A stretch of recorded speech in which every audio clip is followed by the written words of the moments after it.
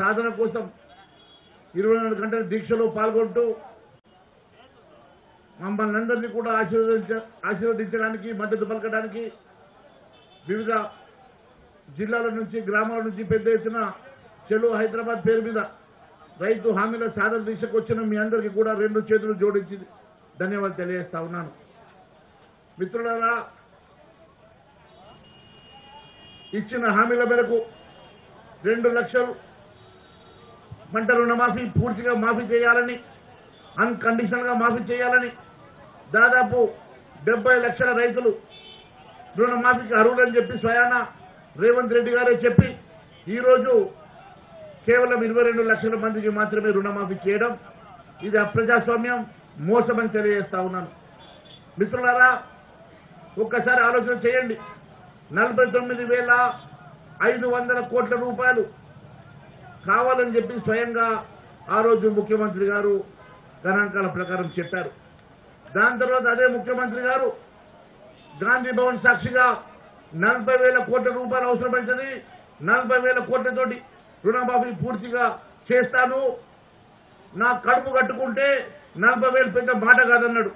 ఎంత పెద్ద కడుపో నాకు తెలియదు, కడుపు కట్టుకున్నాడో లేదో నాకు తెలియదు, కానీ రైతులకు మాత్రం పొట్టగొట్టడం మాత్రం నేను గుర్తు చేస్తా ఉన్నా.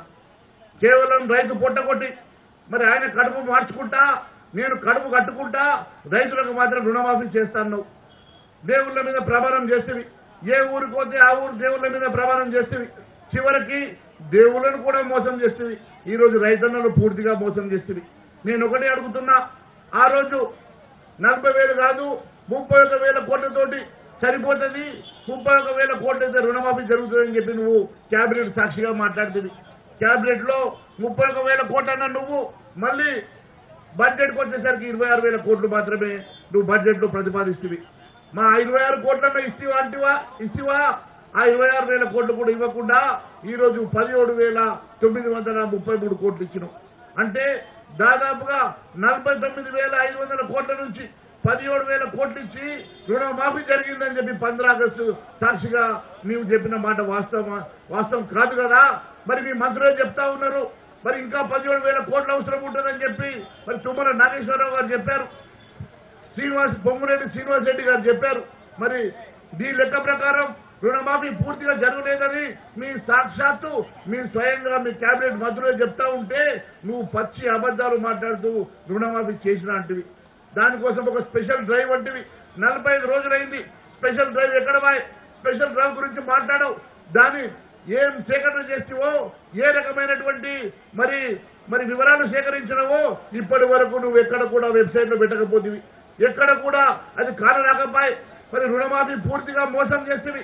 దాంతో పాటు నువ్వు ఇచ్చినటువంటి జిల్లాలో మండల వారీగా మొత్తం నువ్వు సేకరించినటువంటి రైతుల వివరాలు, అరువుల వివరాలు ఇప్పటి వరకు ఎందుకు మరి పబ్లిక్ డొమైన్ లో పెడతలేవు అని చెప్పి మేము డిమాండ్ చేస్తా ఉన్నాం. ఖచ్చితంగా అవన్నీ కూడా వెంటనే మరి రైతు రుణమాఫీ చేయాలా, లేకపోతే ఇప్పుడే అరుణమ్మ గారు చెప్పినట్లు బహిరంగ క్షమాపణ అన్నా కానీ ముఖ్యమంత్రి గారు చెప్పాలని మేము డిమాండ్ చేస్తా ఉన్నాం. అంతేకాదు రైతు బంధు పేరు మీద మోసం చేసేవి 15,000 కోట్ల రూపాయలు, ఒక్కొక్కరికి ఎకరానికి 15,000 రూపాయలు ఇస్తా అంటివి, 10,000 సరిపోవంటివి. మరి ఇప్పటి వరకు 9.5 నెలల్లో రూపాయి కూడా నువ్వు ఇయ్యలేడు దాకా రైతు బంధు వేయకపోతుంది. మరి రైతు బంధుకు దాదాపు 20,000 కోట్ల రూపాయలు అవసరం ఉన్నది, కానీ ఇప్పటి వరకు నువ్వు ఒక్క రూపాయి కూడా రైతు బంధు వేయకపోతుంది, దానికి విధి విధానాలు కూడా చెప్పకపోతుంది. ఈ రకంగా మరి రైతులు మోసం చేసుడు కాదని అడుగుతున్నా. అంతేకాదు గిట్టుబాటు ధర ఇస్తా అంటివి, 500 రూపాయలు వడ్లకు బోనస్ అంటివి, మళ్ళీ సన్న బియ్యంకి మాత్రమే బోనస్ ఇస్తుంది. ఈ రకంగా రైతులు మోసం చేసుడు కాదని అడుగుతా ఉన్నా. ఎక్కడైనా ఎప్పుడైనా మీరు ఒకసారి ఆలోచన చేయండి. గతంలో ఎవరన్నా బడ్జెట్ కేటాయిస్తే ఆ బడ్జెట్ డబ్బులు మరి రైతన్నల కోసం కేటాయించిన డబ్బులు రైతన్నల కోసం ఖర్చు పెట్టాలి కదా. నువ్వు కనీసం బడ్జెట్ లో ఇచ్చినటువంటి రైతు కోసం ఇచ్చిన డబ్బులు కూడా ఖర్చు పెడతలేవు. కానీ 49,000కి వెళ్ళి 17,930 కోట్లకు తీసుకొస్తుంది కదా. అదే మరి హైడ్రా విషయంలో 50,000 కోట్లతోటి సుందరీకరణ చేస్తా హైడ్రాను మూసినది కదా.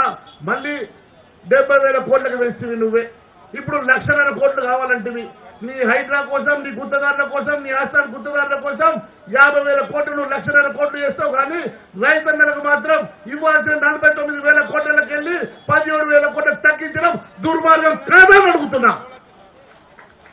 ఈ రకంగా రైతులను మోసం చేసి నువ్వేదో నేను తెలివిగా తప్పించుకుంటా అనుకుంటున్నావేమో రేవంత్ రెడ్డి గారు. మెడలు వంచుతాం. మా రైతన్నల హామీలు నెరవేర్చే వరకు భారతీయ జనతా పార్టీ తరఫున మేము దీక్షలు చేస్తాం, పోరాటం చేస్తాం. అవసరమైతే గ్రామ గ్రామం వెళ్తాం.